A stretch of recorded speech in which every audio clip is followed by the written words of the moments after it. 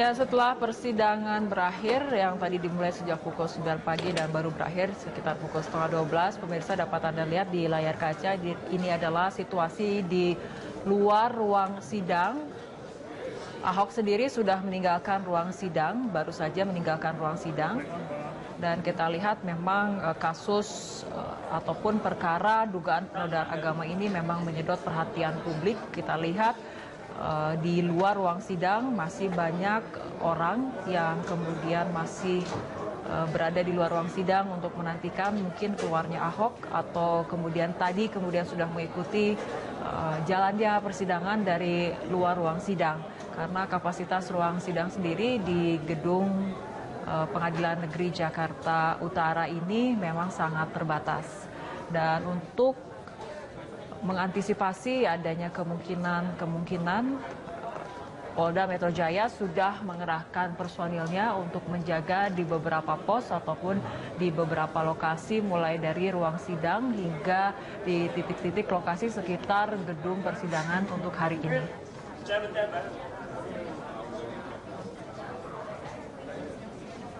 Ya, kita akan menunggu ataupun melihat apakah Ahok sudah meninggalkan ruang sidang untuk kembali ke kediamannya. Kita akan saksikan bersama.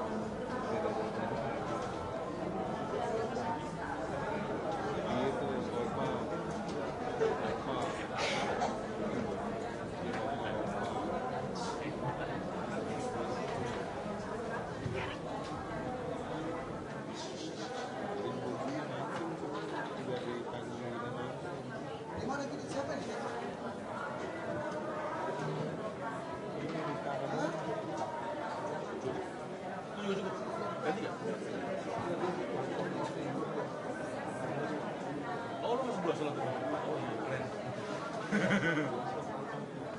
Keren sih.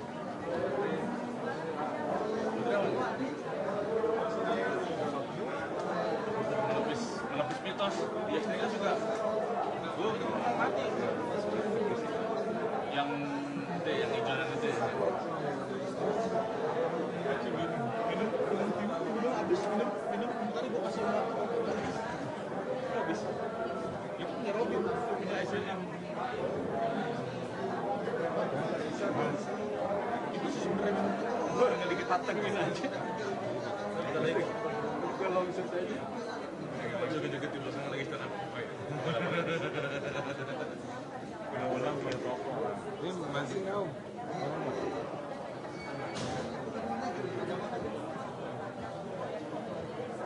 Ya, ada ya maksudnya. Karena semuanya harus smooth, gue ngelakukan gerakan jadi susahnya kita sih kalau lo nggak punya dua kamera, satu lagi tuh bisa beban, kalau gitu buat yang kanan kiri apa segala macam, jadi center satu, yang lagi ya iya makanya ini masih nih job ini asal bisa masuk sebenarnya sih gampang gitu. Ya, secara tadi dari angle kita di bawah gitu gue ambil begitu doang, mesti gue ngambil ke sini.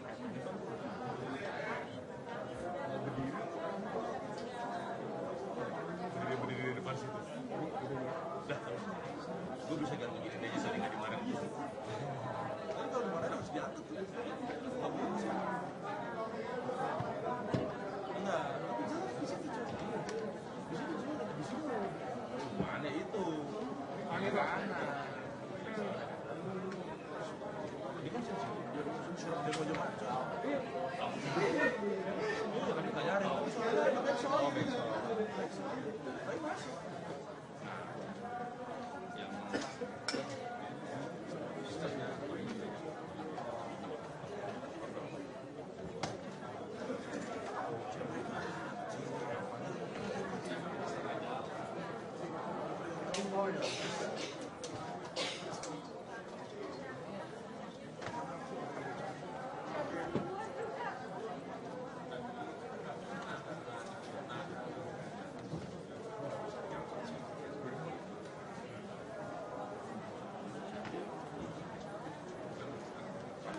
Panas lah.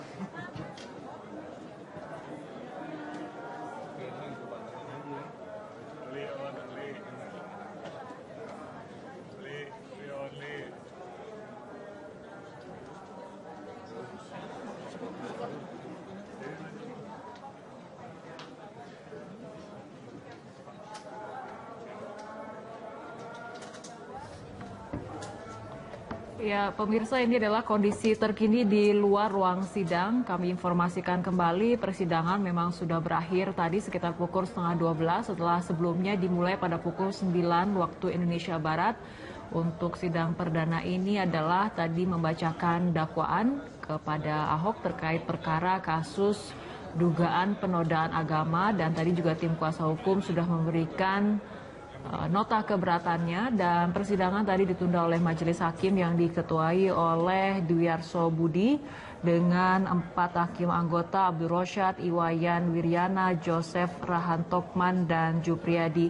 Dan sidang akan kembali dilanjutkan pada Selasa pekan depan tanggal 20 November 2016.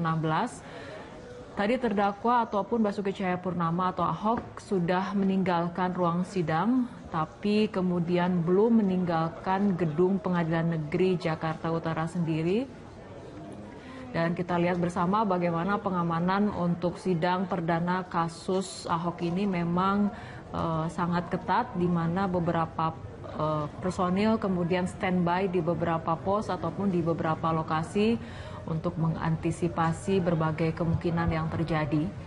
Dan kita lihat juga bahwa kasus ini memang menyedot perhatian publik, sehingga kemudian banyak ataupun massa memang berkumpul di ruang sidang. Massa yang tidak bisa masuk ke dalam ruang sidang masih berkumpul di luar gedung Pengadilan Negeri Jakarta Utara yang terletak di kawasan Jalan Gajah Mada, Jakarta Pusat. Dan walaupun sidang sudah berakhir, massa nampaknya masih tetap berada di luar sidang, di luar gedung sidang, di luar gedung Pengadilan Negeri Jakarta Utara, dan polisi juga masih standby untuk melakukan pengamanan.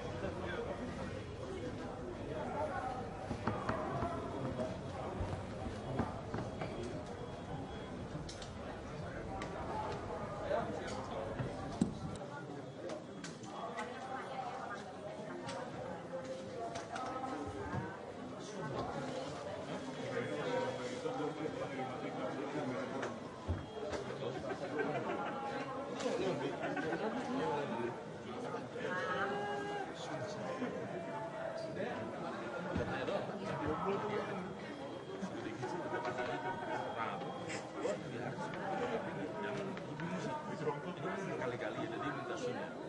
Harusnya gue bener-bener jadi satu, gue kasih jadi semua minta SIM masalahnya. Makanya gak apa sih kalau gue kasih gue aja. Lu pantengin ya, udah gue pantengin. Dari dulu kan, iya gini, kalau gue kasih misalnya gitu, gue habis gue kasih ke dia, gak balik kan? Oh lu kasih ke gue mau balik? Iya gue, kalau gue kasih gue balik, misalnya kalau gue kasih mereka yang tetap kalau gue dulu gak balik, yang gue balik. Kalau sih gue banyak. Lu punya full nanti, gue juga punya full. Nanti setelah jadi full gue kasih. Nggak tahu tadi berapa. Gue belum cek, belum kira-kira berapa 2 jam. Tadi berapa jam? 3 jam. Tadi udah 2 kali 32. Kali 2 kali 32 kayak 64, 60 kali 3 kan. Yang main duluan belum?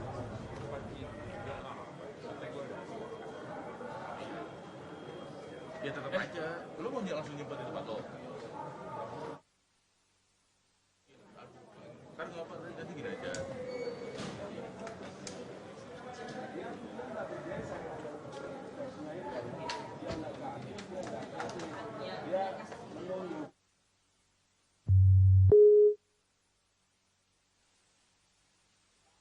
Menggunakan ayat-ayat Al-Quran dan hadis-hadis untuk membenarkan perbuatan Ahok.